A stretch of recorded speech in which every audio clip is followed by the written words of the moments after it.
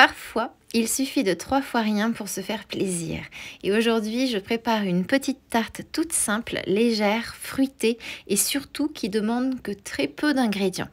Pas de pâte à étaler, pas d'œuf, pas de farine et pourtant, le résultat est doux, moelleux et parfait pour un goûter ou pour un petit déjeuner. C'est aussi une excellente option quand il fait chaud ou quand on veut cuisiner sans se compliquer la vie. Je commence par écraser 300 g de bananes bien mûres. Ici, ça représente environ 2 à 3 grosses bananes.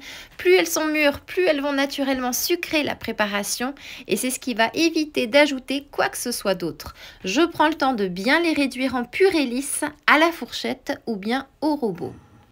J'ajoute ensuite 160 g de flocons d'avoine sans gluten, peu importe leur taille. Ici, j'ai utilisé des gros flocons et la texture finale est très agréable. Je verse ensuite 250 ml de lait. Ici, c'est un lait classique, mais ça fonctionne très bien avec un lait végétal.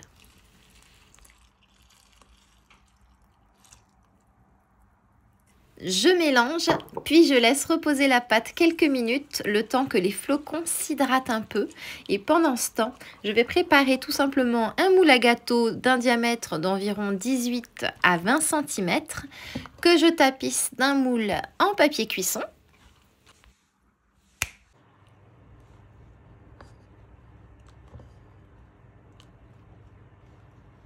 Je verse ensuite la préparation dans le moule, je lisse bien la surface, puis je répartis mes framboises par-dessus. J'ai utilisé à peu près 230 g de framboises. Et j'ai utilisé des framboises décongelées, mais ce dessert s'adapte très facilement, donc on peut y mettre évidemment des framboises fraîches, des fraises, des myrtilles, des poires en dés ou même un mélange de fruits rouges. Ça apportera une belle touche colorée et surtout ça indiquera la fraîcheur de ce dessert, de cette tarte à 4 ingrédients. Puis j'enfourne à 180 degrés pendant environ 30 minutes. La tarte va légèrement dorer et devenir fondante à l'intérieur.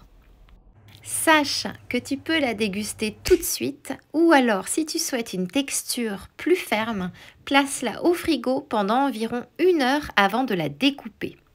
C'est une tarte toute simple, sans gluten, sans œufs, sans sucre ajouté, mais alors absolument riche en goût. Elle se mange telle qu'elle ou alors elle peut être accompagnée d'une cuillère de crème fouettée ou alors d'une boule de glace, ou bien tout simplement d'une petite infusion menthe fleur d'oranger, tant qu'à faire. C'est un petit dessert que j'aime faire quand j'ai peu de temps, mais que j'ai envie de bien manger. Et tiens, juste une idée comme ça avant de se quitter. Si tu devais emporter une part de cette tarte quelque part, où l'emmènerais-tu? Dans un sac pour une balade en forêt, pour une simple pause café sur le coin du canapé, ou alors au bord d'une fenêtre ouverte avec un livre ouvert et le son des oiseaux, ou bien pourquoi pas en douce au bureau entre 2 réunions.